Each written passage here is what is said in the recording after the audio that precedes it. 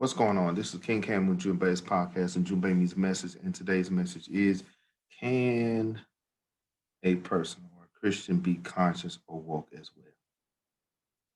Okay, what do you think? Y'all can like, follow, subscribe. We're going to get in on this conversation because, in the light of Reverend Dr. Martin Luther King, as well as our inauguration as of recently, um, we tend to put people in boxes. We tend to put certain individuals in boxes, especially in the conscious community. What happens is Martin Luther King was Baptist, Christian, and he was concerned about the community. But at the same time, we demonize him for being Christian and conscious as well. So I'm just trying to figure out, can a person be Christian and conscious or woke at the same time? Me, myself personally, I am a Christian. I am a minister, but at the same time, I am very aware of what's going on in the community. So I try to organize, I try to teach, and also encourage.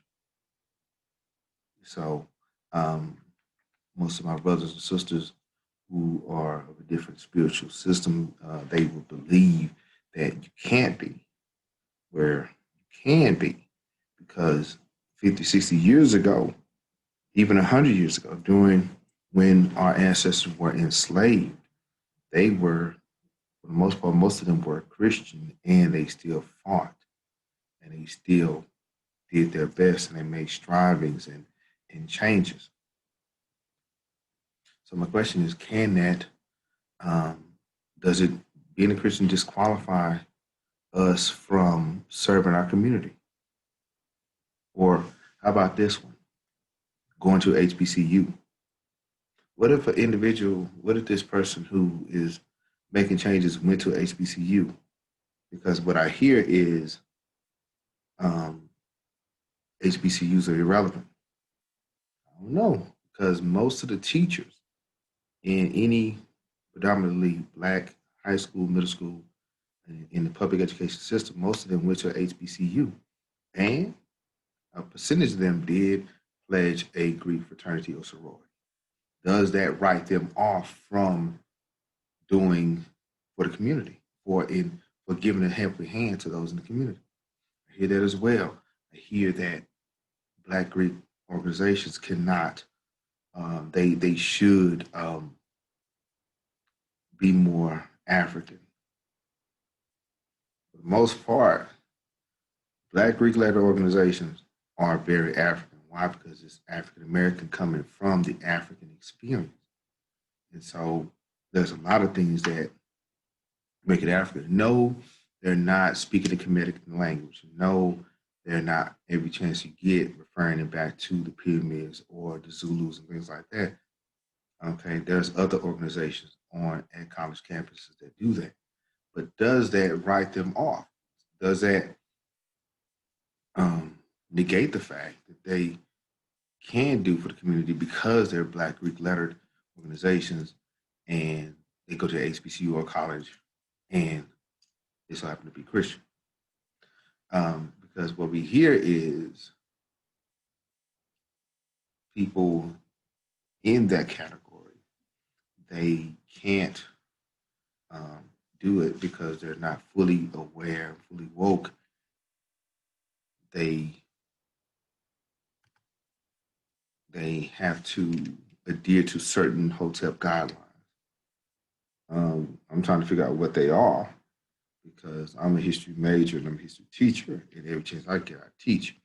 And so these individuals are saying they have to do X, Y, Z in order to be accepted. No, that's not the way it goes. Our community out there, our children, our youth can't read, write, or spell, and we're out here doing the best we can. Be it we are in these organizations, but we are in them to serve and help others. We went to our HBCUs, our beloved HBCUs. Why? Because our forefathers, grandparents, great-grandparents envisioned and knew that education is freedom. Were they trying to be like the Yales and the Harvards? No.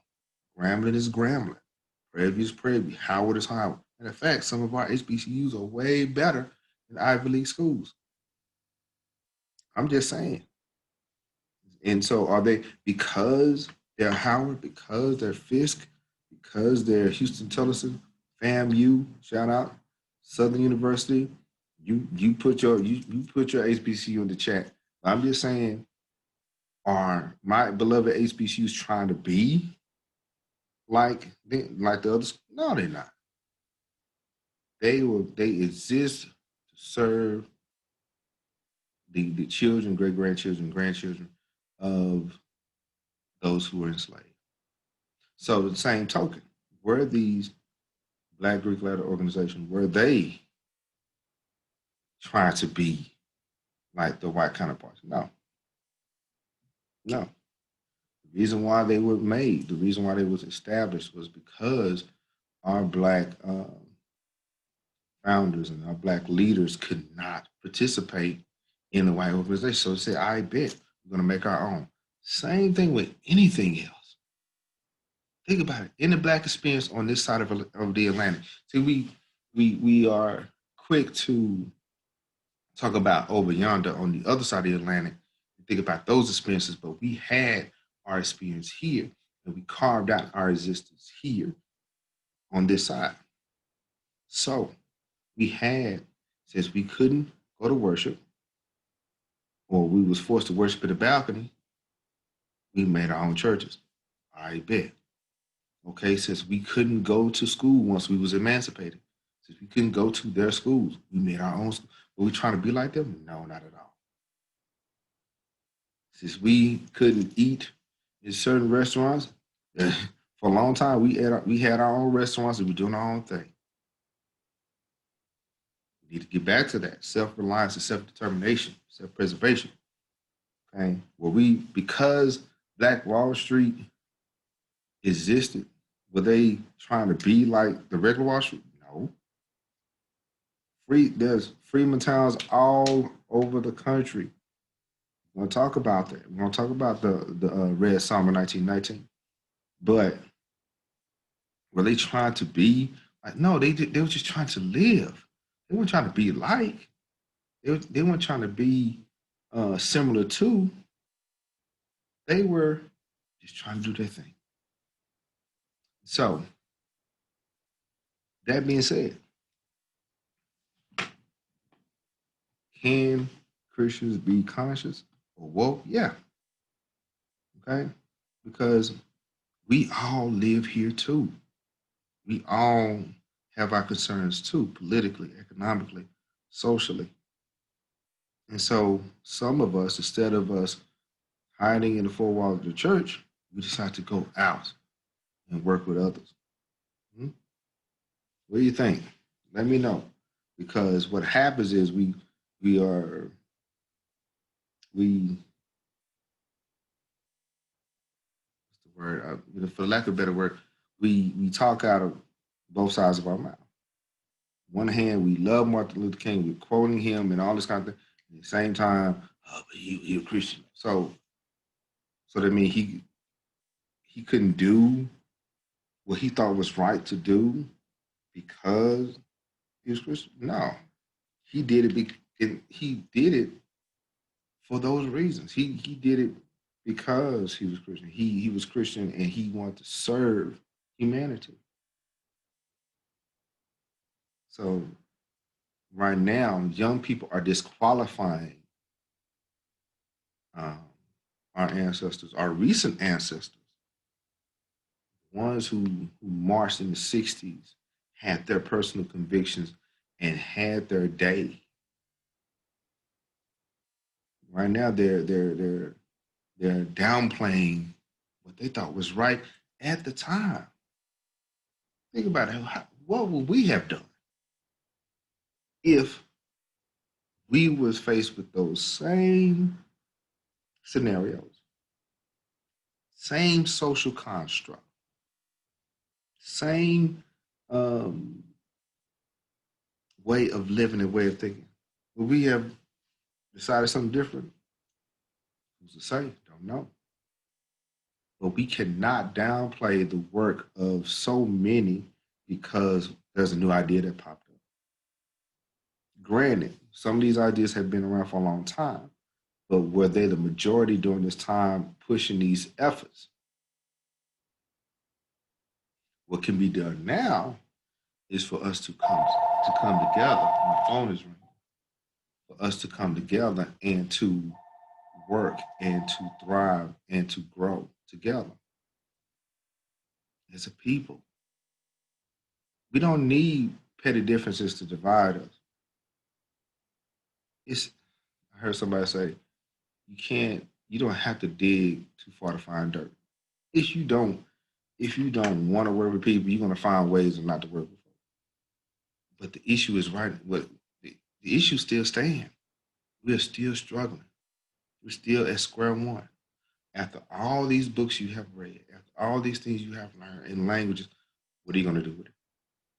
So, like my little cousin would say, so what's next? After we have done all of this, what's next? There are some individuals right now, there are some black conscious leaders right now that are disputing amongst themselves on the minutiae of key terms. We don't have time for that. We got children that can't read. We got children that can't write. We got children that are hurting themselves, killing themselves. And we want to speak on this and speak on that. No, let's do something. What I decided to do is teach. I'm an educator. What I decided to do is organize. What I decided to do is uplift. If there's a canned good drive, I'm out there. If there's a food drive, I'm out there. Some of the youth are at the library. I sponsor the National Honor Society. Guess what? I'm over there too with a mask. Do something, okay?